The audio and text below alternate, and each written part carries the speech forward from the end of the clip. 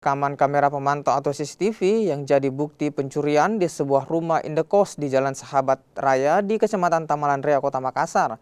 Pelaku akhirnya ditangkap polisi di sebuah tempat laundry di Jalan Berua, Kecamatan Tamalan Raya, Kota Makassar. Pelaku selama ini telah masuk dalam target petugas setelah lama buron.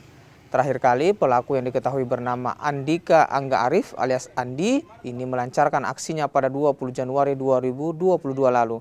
Pelaku pun sempat mencuri laptop dan juga telepon seluler. Aksi pelaku terbongkar setelah polisi menangkap rekan pelaku yang bertugas sebagai penadah. Kita mengamankan dengan kasus pencurian bermula dari rekaman CCTV yang kami temukan di TKP. Setelah itu kami kembangkan. Ini motifnya bang, pelaku gimana bang? Motifnya dengan sasaran rumah kos. Kos bang ya? Kos-kosan. Ada barang bukti bang yang diamankan bersama pelaku? Kami amankan 1 buah laptop. Untuk proses lebih lanjutnya bang? Proses selanjutnya kami bawa ke Polsek untuk proses hukum lebih lanjut.